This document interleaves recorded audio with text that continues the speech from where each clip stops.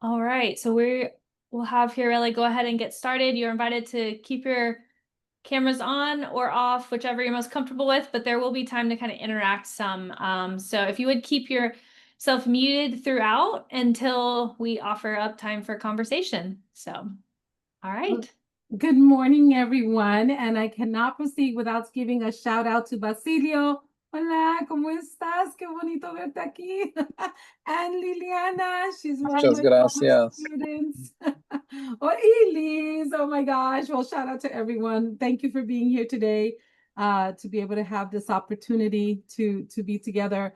And I'm thankful that we have so many members of the community who can bring voice, right, to the experiences that are here. So thank you, thank you, thank you. I'm going to go ahead and share my screen and just allow me to do this by first doing some logistical things that this requires me to do. And then we'll go from there. All right, just move this along.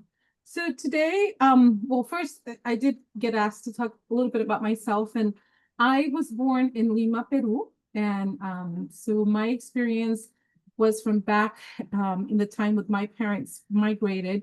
My parents migrated when I was 5 years old, and they came for work purposes. And so they came with a work visa to New York City, where I grew up all my life, graduated from Hunter College in New York, focused on public health, which is where most of my training is. And I've been working with immigrant communities, refugee communities, public health entities, public health policy for all of this time. And I came to North Carolina when I got married, and it was in the early 1990s, where there were hardly any Latinos around, or at least not in communities where you had city or urban scenarios. And anytime we saw someone who had Black hair, we're like, oh, talk to them. And we start talking to people in Spanish, and they're like, that's not me, that kind of thing. But I've seen the Latino community grow in North Carolina. I've walked alongside many nonprofits who were serving the community. And this I was excited to see, like Basilio and others here, who are grassroots groups, right, who have been working with community for a very long time. So today we're going to really look at the faith community and how faith communities can come together. Here you see the words Vecinos, Unidos, which is united neighbors. And that's actually a term that a lot of my community health workers use whenever they're working to support our immigrant communities. So today we're going to look a little bit more at the mental and behavioral health challenges that Latino communities face. We want to be able to look at, how faith, belonging, and community care can really be a way of helping with mental health supports. And we're going to try to walk away with at least one thing that we feel we can start doing tomorrow in order to support our community. Take a moment to show this video, and then I'll ask you a question afterwards.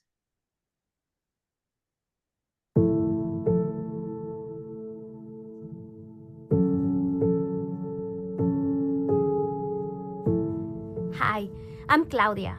I am originally from Mexico, and like me, most members of my congregation are immigrants. But more than just a church, we have found a family, a community of faith and support that sustain us. Throughout my professional life, I have worked closely with immigrant families. I know firsthand that no one leaves their homeland lightly.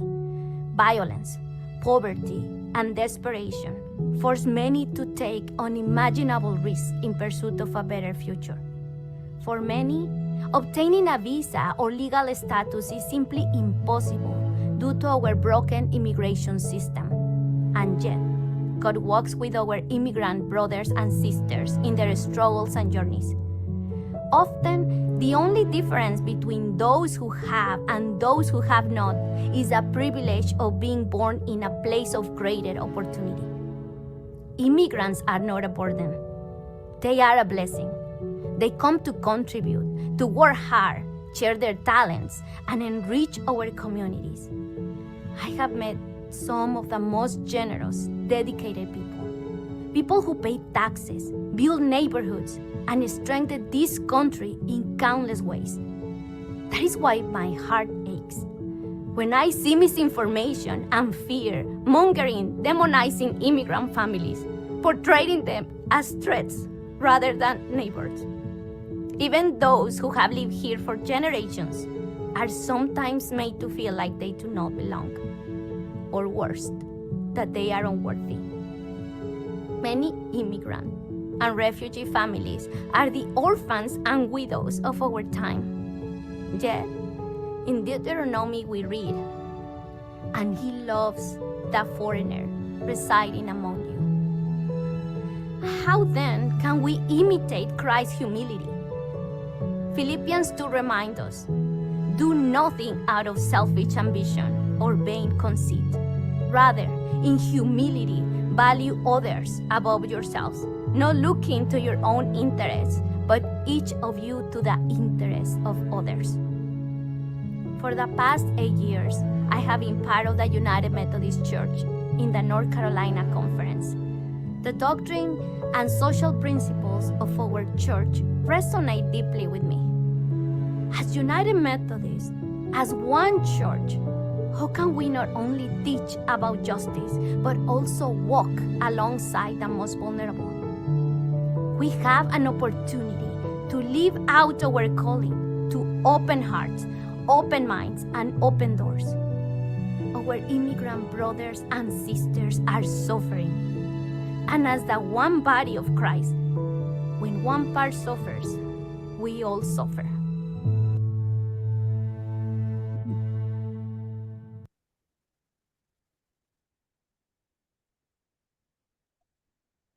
What can we do? What can we as faith leaders, what can we do, or what do we need in order to provide mental health support to immigrant communities? Please take a moment and put in the chat. You know that Meredith will be monitoring the chat. Just some of your thoughts. What are some things that faith leaders can do, or what do they need in order to provide mental health support to immigrant communities? You can also come off mic if you prefer to do that.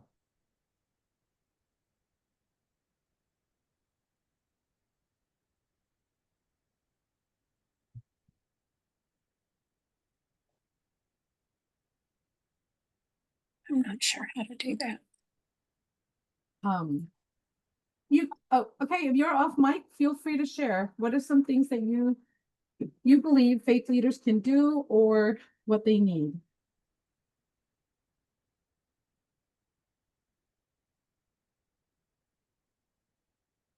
If you want to come off mic, you can just click on the little red microphone that's on the side of your little image box.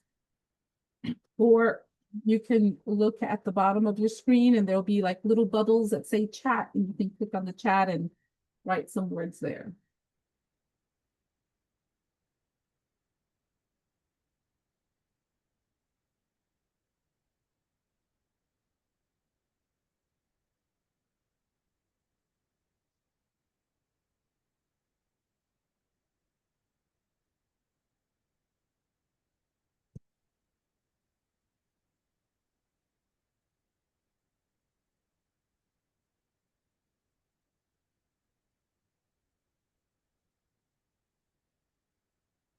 Okay, I see some things on the chat coming up. Meredith, what you got? Faith leaders can use their platform to educate and build awareness in their faith communities, and also welcome everyone, feed the poor, be willing to listen. Great. Thank you so much. As we continue to talk, feel free to add more thoughts to the chat, and Meredith will keep us going. The National Institute of Health stated that faith leaders provide essential trusted support to immigrants for mental health by serving as cultural brokers, reducing stigma, and offering culturally sensitive coping resources. I especially like that the other portion of the description talks a lot about the role that they play, because it's very similar to community health workers. And I train community health workers, so it was interesting for me to see that they said that they are the first point of contact, that faith leaders build trust. They facilitate access to formal services. They help immigrants integrate faith and spirituality into the healing process for mental health challenges.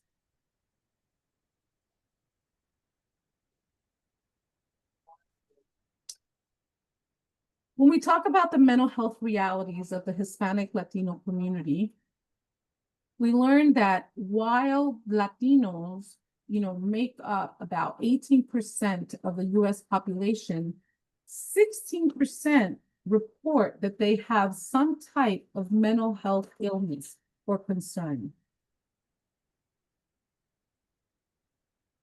In order for us to understand a little bit about how mental health impacts the Latino community, it's important to also understand some of the things that they value. Family, I'm sure that you've seen that as you've interacted with some community members.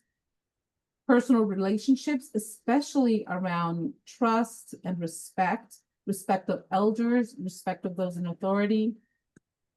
Having a sense of community, of feeling a part of something, honoring heritage, tradition, nationality. There's a sense of pride around these things.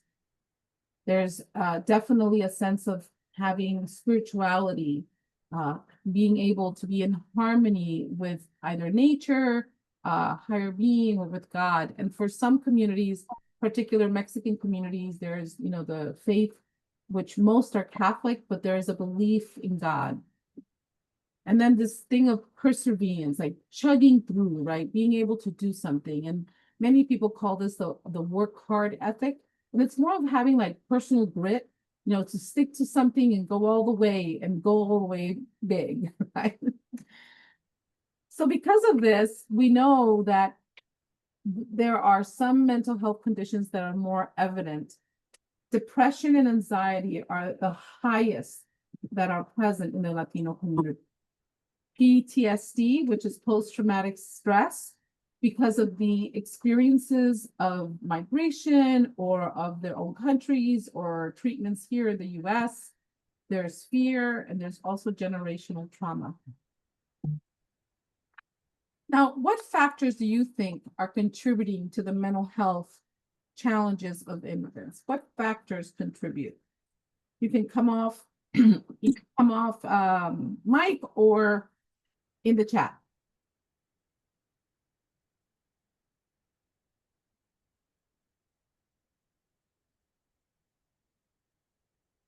All right, I see in the chat that Lily says they need compassion to give voice to those who don't have it. Thank you, Lily. But what factors contribute to the mental health challenges of immigrants? The administration of immigrants, thank you, Melinda, definitely. Right now, we're living in unprecedented times. We have an administration that has injected a narrative that is informing how people view themselves and how others view the Latino immigrant community or immigrants in general. It doesn't matter. It doesn't have to be just Latino, right? Right. Isolation, very good. Definitely feelings of isolation, right, are factors that contribute. Language barriers, thank you so much, Willie, definitely. There's this whole process of acculturation, that goes on of trying to learn a language, and there's an expectation that adults will quickly pick it up. And I know that any of us who have tried to learn a language as adults, it takes a little bit more of time. I see a hand, iPhone, I'm not sure who that is, so if you will say your name and come off mute, I'm willing to hear what you have to say.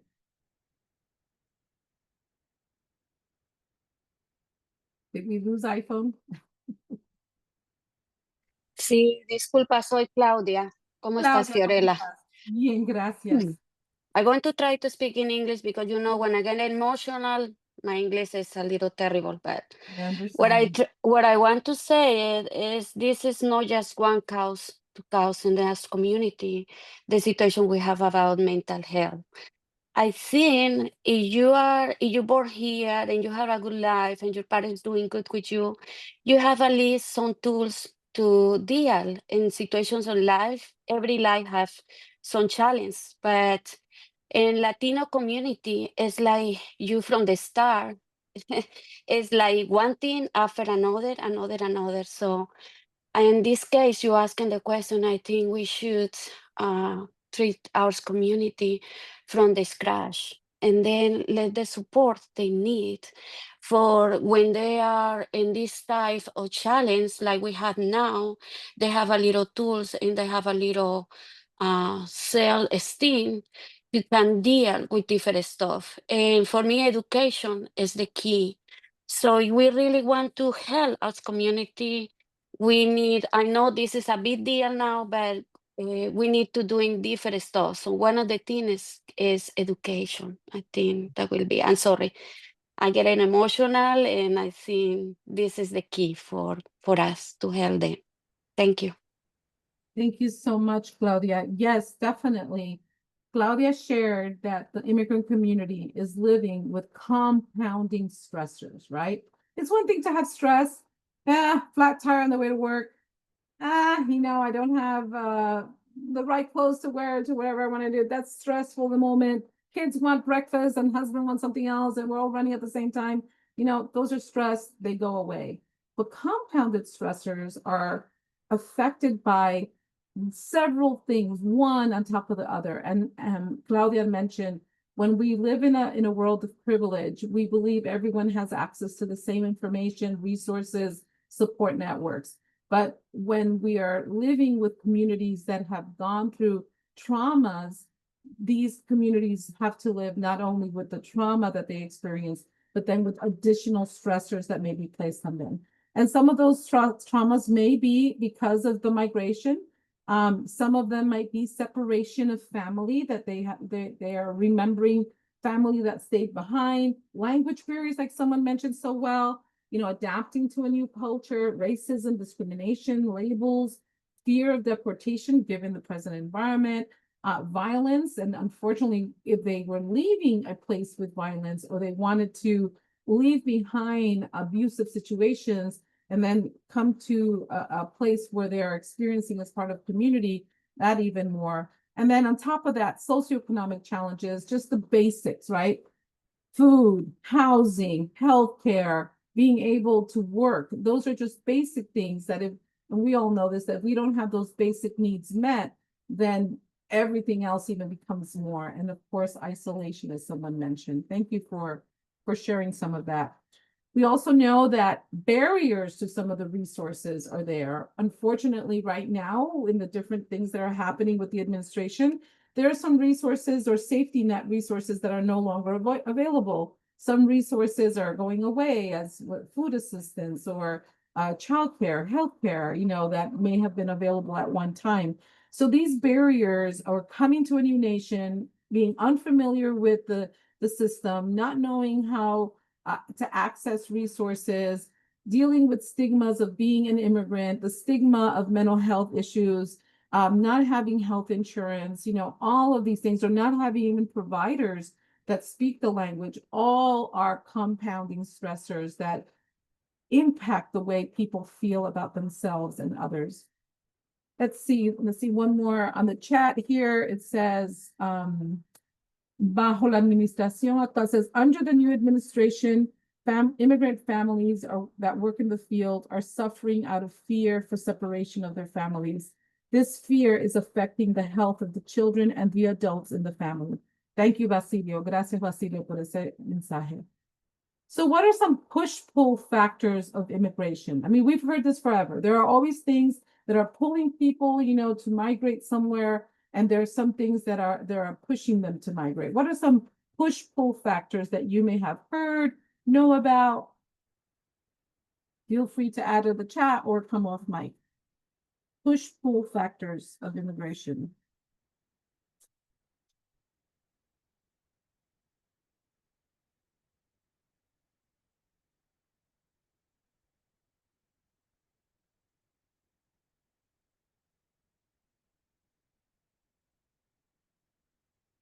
Okay.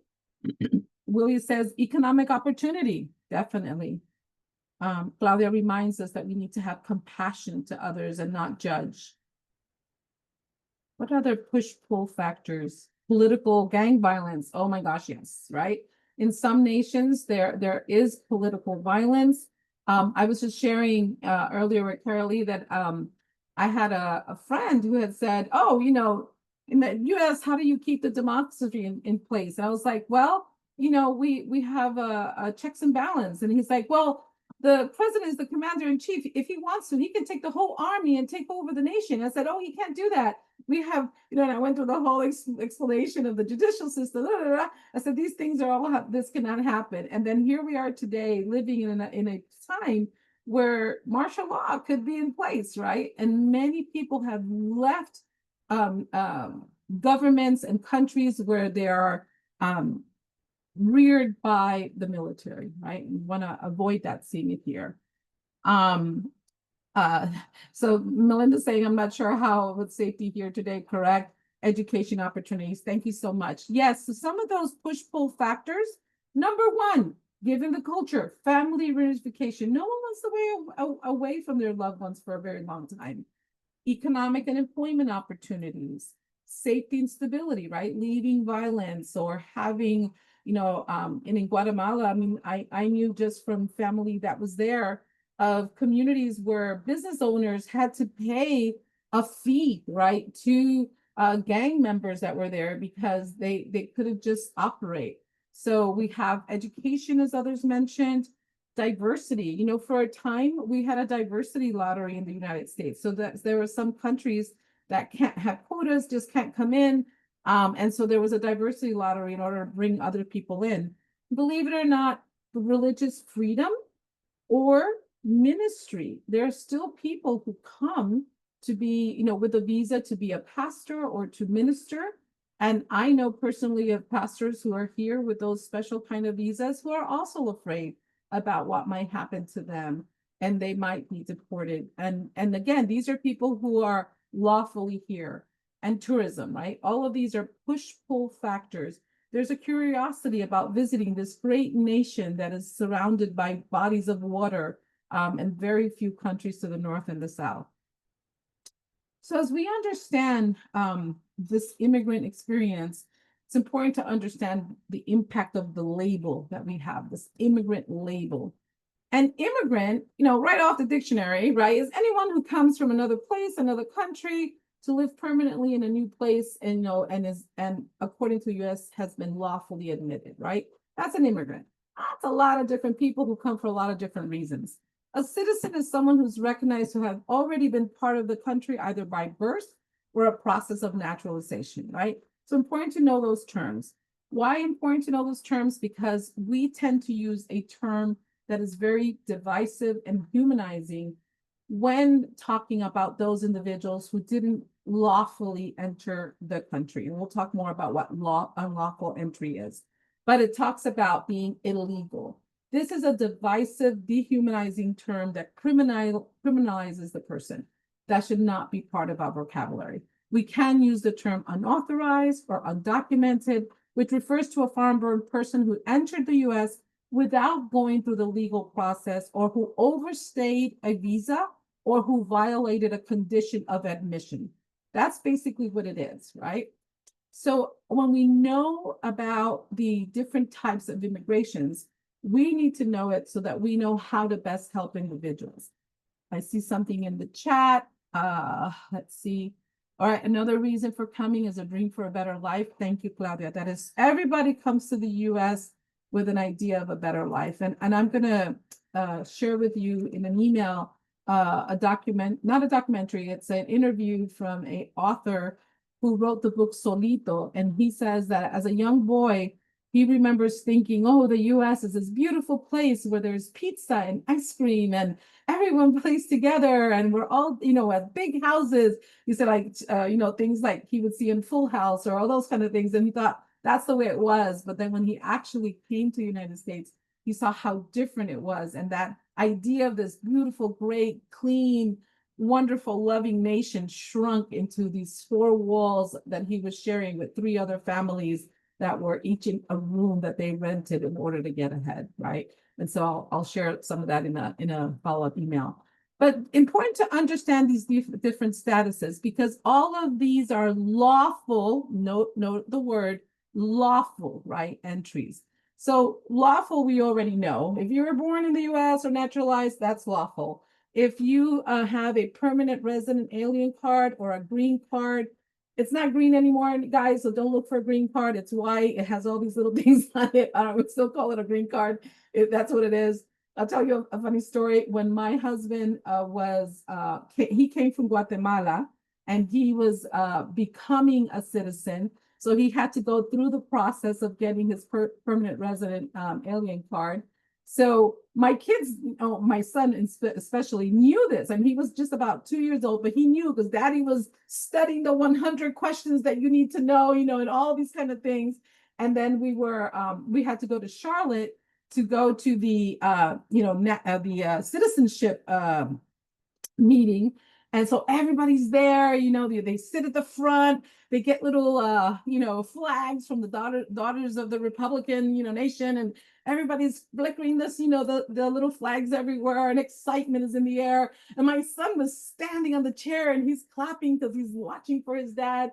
When they have him stand up and they have to declare an oath, and at the end of the oath, they say, "You are now citizens of the United States of America." And everybody roars and claps. And my son was clapping and says, "Mommy, Daddy isn't an alien anymore."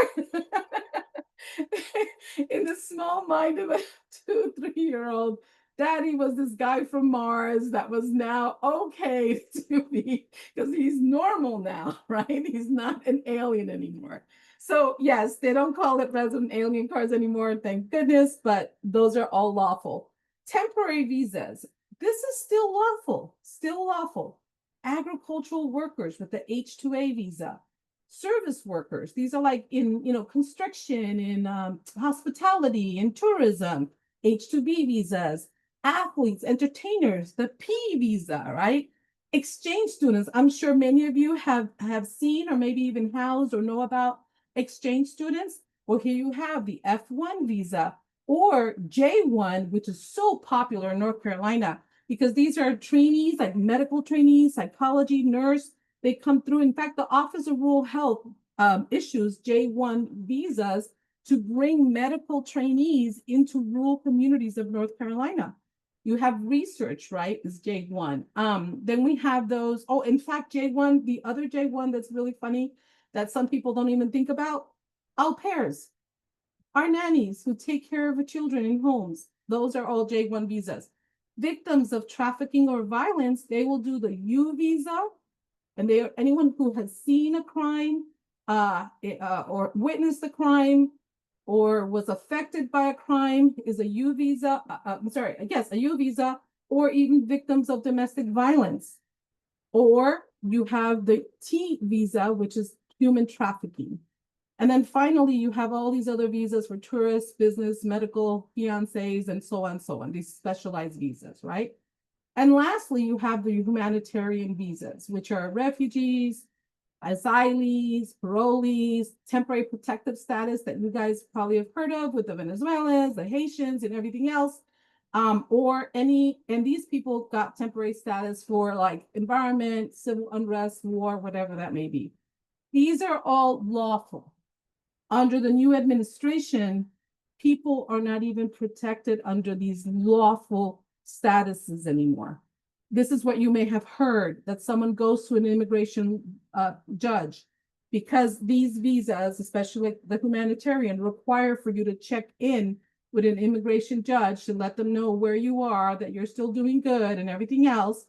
And they check in. But what we find now is they're going before the immigration judge, and then ICE is outside of that, and it's taking them away with no due cause, because they have these documents in place for lawful entry, with some of the executive orders that have said, oh, we're no longer going to accept TPS, or we're no longer going to accept refugee status. That's where they're like in limbo, because they're like, wait a minute, but I'm going through a process that's helping me stay, or I'm following the rules. No longer. Or individuals who are moving from this temporary sort of status to permanent residency, because now they can apply. All of this is up in the air, and this is the uncertainty, the fear, the not knowing what's going on that's happening among immigrant communities. Carolee is saying what is complicated is this racial profiling of people regardless of the status. Yes, thank you for lifting that. Unfortunately, it is targeted, right now to Latinos. It's targeted right to certain communities. So yes, thank you. Or if you're someone with a disability, or if you're an older adult, these are unwanted people, right? All right.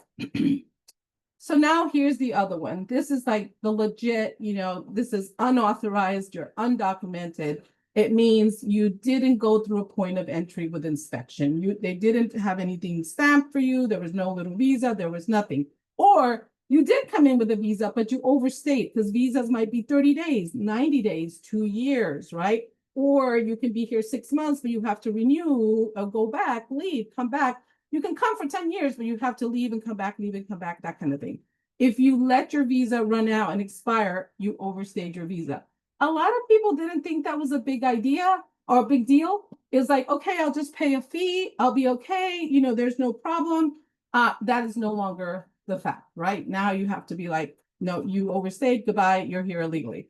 Or if you violated a term of your admission, maybe you were here as a student, and then you were told you could not work. You could only work on your campus. You worked at campus, but there's maybe no work at campus. And you decided, well, I'm going to go just kind of be a waitress at the local cafeteria so that I can make some money off of that. And you were not allowed to do that. You have now violated a term of your admission. You are now considered unauthorized or undocumented, because your terms of agreement are now null. Those are the things that make you undocumented. And unfortunately, many of you may know about our DACA holders, right? Which are the children of people who came and without a point of entry, or who overstayed a visa. And those children were young, small children who had no choice about how they came into the country. But they grew up here. This is their home. They went to school here. They work here. They, everything else, but they are still considered undocumented. And so under the Obama administration, he signed an executive order that said that they were protected to not be, sort of deported. However, they also don't have residency. They're in that limbo. So these are youth amongst us now, some young adults, some of them even adults with families that don't have a pathway to citizenship. So because of this, our faith communities have an opportunity to really get involved, right? And the way to get involved is by really understanding what it means to provide behavioral health supports to individuals. How can we come alongside them in compassion, as someone wrote, in empathy without judgment? So first and foremost, I love this graphic that the North Carolina Council of Churches created about behavioral health. And I love it so much that I had to go ahead and share it with you guys, because first and foremost, it's important for us to understand what we mean when we say behavioral health.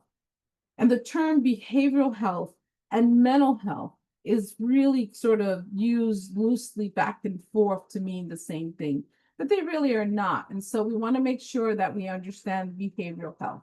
So behavioral health is how we think, feel, act, and connect. And that's important because for us as faith leaders watching over our flock, when we are looking at individuals, we want to see their behavior, their demeanor. What are they saying? What thoughts are they sharing with us that they are having, right? Are they part of the whole, or are they aside in a way? So behavioral health is sort of like our lens to really identify those individuals that might need our help. And so when we look at behavioral health, there's 4 key components of where we can engage. 1, mental health in itself, understanding mental health conditions. And there's a range, right? And if we start with just things like normal stress of everyday life to feeling sad, all the way to anxiety, all the way to depression, all the way to suicidal, thoughts. and even into a mental health crisis, right? So there's a range. And so we can begin to understand what are those conditions? When is there early signs and symptoms where we feel that now is the time to interject before it worsens or before it becomes a crisis? And can I provide talk therapy? Can I provide spiritual support? Can I begin to connect someone to a professional? Do I need to get engaged to the point that this individual needs to probably go to a mental health institution? Those are things that we can begin to think about now so that we can create a playbook for ourselves, our clergy team or our mental health team that we are forming for our congregation, so they will know how to proceed when they observe what's happening with the people in our congregation and community, right? Not just the congregation. Notice that we also have a component for substance use. We tend to forget about that. We think of the big sort of mental health pieces, but we forget about substance use because substance use is like sign that something's going on, right? Some individuals will turn to alcohol, drugs, or other elements to try to kind of escape from the things that they're experiencing. They may try to use it as a way to cope through the stressors that they're going through. So important to understand that. Stress management, because there are different levels of stress, but when it's compounding stress or it's stress that becomes chronic, again, affecting, but most of all, important to begin to prevent, do those sessions to show how to prevent mental health concern to turn bad. All of this couched in what you see here, social determinants of health, meeting those basic needs, and couched with a trauma-informed lens, being able to identify what are those early traumas that may have been a part of someone's childhood, what may be those early traumas because of their life experience with violence, abuse, or any other thing that impacted their lives, their migration story. So these are the kind of things. So if there's anything that can sort of guide you, hold on to this little graphic and it'll guide you. Now, churches are the number one place where people can learn effective coping skills. And we need to understand that there might be some behavior that is not healthy for an individual. And then there are some that are helpful. So definitely if we see avoidance, withdrawal, detachment, those are maladaptive behaviors, right? Alcohol and substance use, aggression or self-harm or partner violence, or overcompensating. Sometimes, overcompensate by working 80 hours a week in order to get ahead because I don't feel good about myself. Or I overcompensate by always smiling and feeling really good every time you see me, even though I have just gone through a major death of a family member or loss of a job or something else. But I'm fine. I'm always fine. You go through a big disaster and say, well, I'm fine. Look at my neighbor. They're worse than me. I'm fine, right? So overcompensating are those maladaptive behaviors that we need to be alert of. And then you have these protective ones. These protective behaviors is where we can step in. Strong family ties, strong community ties, faith and spirituality, traditions, right, of storytelling, music, celebration, and remembering that for the Latino community especially, there's a deep trust in church leaders and faith institutions. And because of that trust, church communities of faith can be spaces where they're the first point of contact, where we can provide that support, navigate the system, help people understand how it works, where we can practice pastoral care, prayer, and coming alongside people, help being that navigator, creating culturally affirming places, and practicing those coping skills. We can help people practice. What are you doing now, to get through this difficult time? Have you tried this song? Have you tried this scripture? Have you tried this? Whatever it is that people need, grounding exercises, sort of the Calm app, those kind of things that we can do as churches. All right. So as we're coming to the end of our presentation here, I do want us to take a moment to think about what are some of the things that you feel that your congregation can do to support the mental well-being of your immigrant neighbors? What's one thing that you can start doing now or that you hope to do? Fiorella, I want to ask, maybe perhaps you can kind of parse out a little bit that faith communities that are primarily made up of immigrant communities versus churches that are more white, and how like the role of supporting an allyship in that and supporting immigrants' mental health, and then perhaps I don't know, because I think we tend to be in worship spaces that are similar to our makeup, right? And so how might we think about providing support depending on the context of which we're in, if that makes sense? No, completely. So yes, so definitely, we can assess how welcoming are we to the immigrant communities, right? And if those immigrant communities have differences due to language, then we can take a look and say, well, how are we communicating the message that we're portraying? Do we have interpreters, right? Is consecutive translation going on? Are we providing opportunities for people to speak from the altar in their language, even though others might not understand, right? And again, that's because there are others in the community who do understand. So you can perhaps offer choir, music, scripture reading in another language while people follow along with a text that reads it in the other language, right? There are different ways. So I'm gonna leave it open for others to say, what are you doing to be welcoming for your communities? And to those that are Spanish speakers on this call, maybe they can share what things they would like to see from the church, right? Entonces, para aquellos que nos están viendo esta presentación, ¿qué cosas queremos ver de parte de la iglesia para crear un espacio que nos dé la bienvenida, que nos ayude a sentirnos parte de, en lugar de en adicional? Pueden salir pueden salir del mute o pueden ponerme en el chat.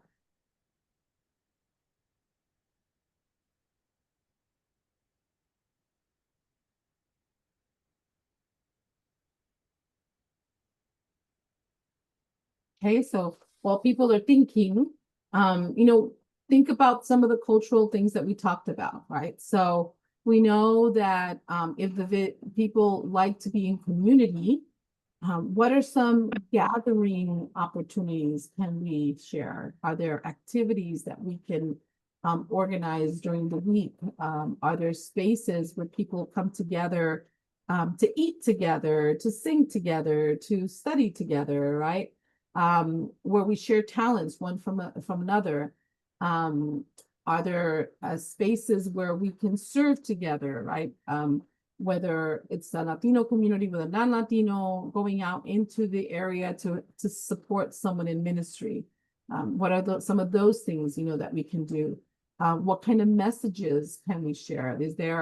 Are there sermons? Are there Bible studies, that we can do where people can come together and talk about what they're learning from their perspective, or even have this kind of conversation just to share. You could share the video that I shared earlier today and say, what are your thoughts? What are your experience?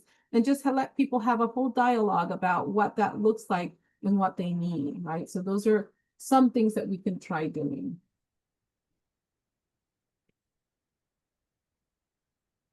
A ver, del grupo que está aquí, ¿qué cosas podría hacer las iglesias, qué pueden las iglesias hacer para hacer un lugar que sea de apoyo, de bienvenida a las comunidades inmigrantes?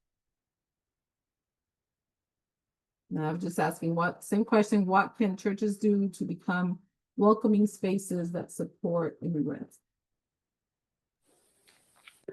Fiorella, estaba escribiendo, pero me fue muy largo, so I'm going to speak in English. Yes, I think the English, the language in Spanish could be one. The second one could be, like I said, education is a key for us. So maybe English class. I know we repeat all the time that, but computer class, because most of our people doesn't have knowledge, and that that for us is normal, but for them they don't have that knowledge. And the other one is like learning each other. Like maybe we could learning more about the American culture, and you can learning more about the Latin culture. That will be a plus. Thank you. Thank you, Claudia. Juana wrote, create spaces for creativity and opportunities. So classes, right? And again, what Claudia is saying. So remember that having mental health conversations is uncomfortable for a lot of people. And so the more that we can create spaces where mental health is conversation is normalized, where words are given for what people are feeling, when we listen without judgment, when we educate about mental health conditions so that people don't fear, right, what's happening with someone, but rather understand how they can best support. Those are ways that we can provide that sort of overall health and well-being for individuals. When we help meet some of those basic needs that might be contributing to those early stressors, and advocacy, right? When we advocate for our neighbors and their needs. Other thoughts, other comments, things that we can do to become more welcoming or to become a place for mental health supports for immigrant communities. I'm sorry, I interrupt again, but No, what you say is very important. And I think in Spanish community, first you invite to a person to your house, but it's like you need to feel comfortable. So that's what I say. If we learning more about you and you learning more about me, that open the door that in the future, I can listen more, open my heart, because some people have 30 years, 35 years. We don't talk about mental health. We don't talk anybody what happened in their life. Thank you. Okay, gracias, Claudia. Basilio? Gracias. Yo quisiera compartir lo que el comité Interfe, que tenemos el grupo de base que tenemos de Morganton, lo que nosotros hemos creado, pues un comité del barrio. Por todas las cosas que está pasando ahorita, hemos creado grupos, cualquier chequeo de licencia de parte de la policía local. En un grupo se van a chequear si es verdad o si escuchamos como una redada o presencia de los agentes alrededor de este lugar. Tenemos un grupo que van a chequear el barrio. También tenemos un grupo de gente blancas americanas también que están dispuestos de dar raite a muchas mamás para ir a comprar en la tienda, para ir a llevar a sus niños en la clínica. Tenemos ese enlace, tenemos formado un grupo de personas que de diferentes iglesias, algo que a mí me impacta demasiado. Siento que mi fe profesa de esa manera. Tenemos representantes de muchas iglesias americanas, aparte de la iglesia católica, donde nos unimos juntos, donde sentimos el dolor de las familias. Vemos un Cristo que sufrió más de 2000 años. Todavía vemos el dolor, el calvario de un Cristo en los niños, en las mamás que van al trabajo sin saber qué va a pasar después del trabajo. Disculpe que lo hice en español. No, perfecto. Gracias, Basilio. So I did put in the chat what Basilio mentioned, so you can read it. But basically, he was saying that the interfaith community that he's with has created groups to be able to help check for these sort of raids or rumors about raids. They have their white brothers and sisters who give rides to mothers in order to go to clinics or to the store. And there are different churches that come together to kind of just support each other. And they have also tried to find ways, to create this space for one another. Basilio me dice si me olvidé de algo, ¿verdad? Pero gracias por compartir. And he was mentioning that while Christ suffered for so long, many years ago, that the coming together like that of different faith, the suffering on behalf of our immigrant community is bringing faith and strength as well, right? So those are some of his thoughts there. Gracias por esos comentarios. Okay, so I'm going to wrap it up just by saying that you will get an email that will have more information.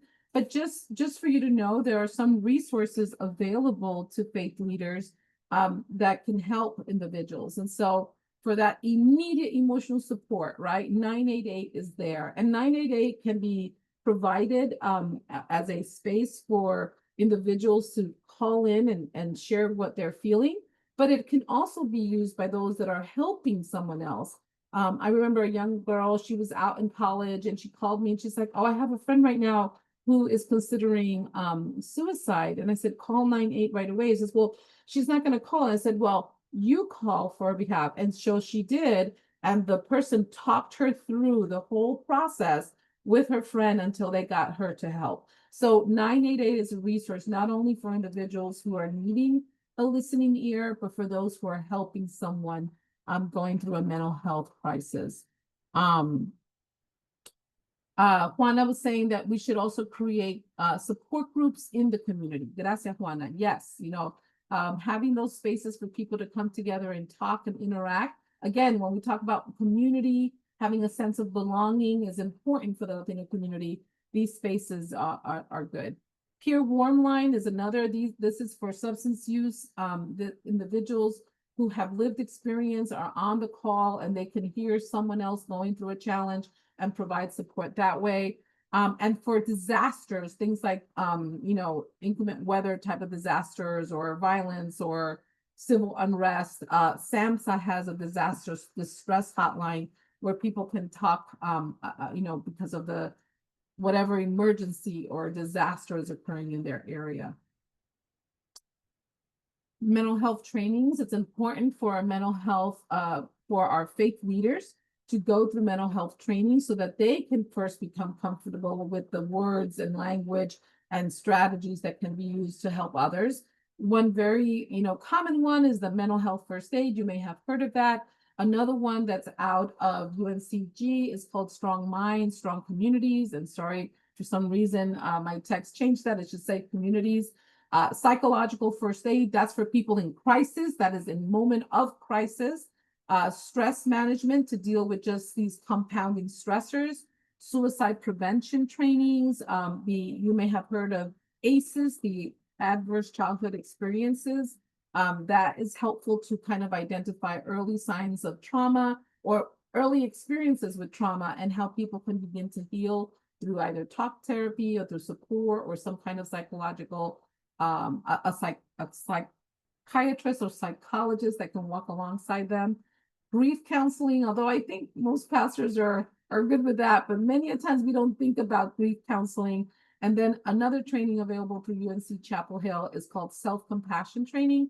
And I highly recommend this for those that are providing the support, because it's also helped us kind of realize that we need self-care, we need to recharge, we need to be compassionate with ourselves when we're trying to save the world or help so many people at one time, but we are human and can go just so far. So it's a self-compassion training.